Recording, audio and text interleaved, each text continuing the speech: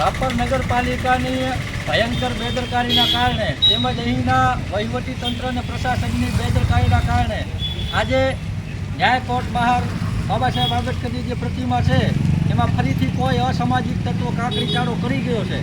અગાઉ પણ આ પ્રતિમાના કોઈક ચશ્મા ડેમેજ કરી ગયું હતું તેની રજૂઆત રાપર નગરપાલિકા તેમજ સ્થાનિક પોલીસ સ્ટેશને કરી હતી કે આ પ્રતિમાને સુરક્ષિત રાખવામાં આવે અને ફરતે ગ્રીલ ગોઠવવામાં આવે અને સામેની સાઈડમાં સીસીટીવી કેમેરા ગોઠવવામાં આવે, પણ અહીંના વહીવટી તંત્રની બેદરકારીના કારણે જો કોઈ એમાં ધ્યાન ન દીધું એના કારણે 15 દિવસ પહેલાં પણ આ પ્રતિમાના પ્લેટફોર્મમાં કોઈ ગાડી મારીને નુકસાન પહોંચાડી ગયું હતું ને આજે બપોરે 3:30 વાગ્યાના અરસામાં કોઈ અસામાજિક તત્વો આ પ્રતિમામાં પથ્થરમારો કરી ગયું છે।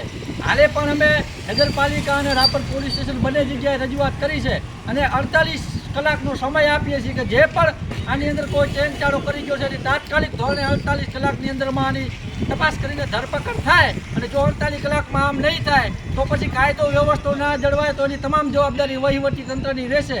અને જે પ્રતિમાને વારે ઘડીએ આવા ચેનચાળા કરે છે એવા હરામખોર તત્વોને પણ અહીંયાથી હું કહેવા માંગુ છું કે આ તાલુકાની અંદરમાં હજારો આંબેડકરવાદીઓ છે।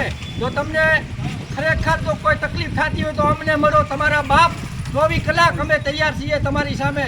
બાકી કોઈ પથ્થરની મૂર્તિને નુકસાન પહોંચાડીને તમે એના વિચારોને નહીં મારી શકો। તમારે જો ખરેખર પ્રોબ્લેમ હોય તો અમે અહીંયા કને 24 કલાક તમારી સેવામાં ઉપસ્થિત છીએ। આવા તમામ હરામખોરોને ખાસ હું જણાવવા માગું છું અને અહીંનું વહીવટી તંત્ર પણ એ ચોક્કસપણે ગંભીરતાપૂર્વક હવે આ બાબતને ધ્યાનમાં લઈ અને 48 કલાકની અંદરમાં આવા કોઈ લુખ્ખા તત્વો છે એની ધરપકડ કરે, નહીંતર ગામની અંદરમાં કાયદો વ્યવસ્થા નહીં જળવાય।